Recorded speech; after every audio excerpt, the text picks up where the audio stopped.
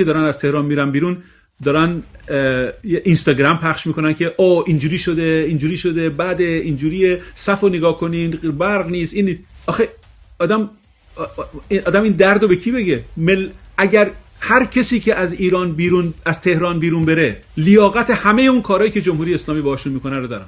تهران مال مردم تهرانه، نه مال قالیباف و نمیدونم سردار موسوی و علی خامنه ای. ساکنین واقعی تهران کسانی هستن که همین الان تو تهرانن. اون کسانی که رفتن از ایران بیرون، از تهران بیرون، کسانی هستن که برای ایران حاضر نیستن خون بدن.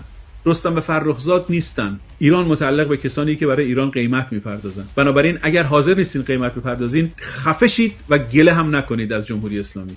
هر بلایی که جمهوری اسلامی به سر کسانی که مبارزه نمیکنن، چه مبارزه کلامی، چه مبارزه فیزیکی، چه مبارزه موجودیتی، چه مبارزه سیاسی، چه مبارزه مالی، جمهوری اسلامی برنده است، برنده این مسابقه است. اگر از تهران خارج شدید، دیگه حرفی در مورد حفظ ایران، در مورد دموکراسی در ایران، در مورد تنفرتون از جمهوری اسلامی و در مورد خیانت‌ها و خرابکاری‌ها و چپاول‌هایی که جمهوری اسلامی کرده، این حق برای ابد از دست میدین. اگر فرزندان پدر و مادرایی که سوار ماشین شدن و بچه‌هاشون رو گذاشتن تو ماشین و از تهران خارج شدن، بچه‌هاشون اگر این حرف منو میشنون، باید به پدر و مادرشون بگن که پدر، مادر، اگر به خاطر ما دارین از تهران خارج میشین، ما از شما میخوایم که خارج نشین. برای چی به ترامپ گوش میکنن؟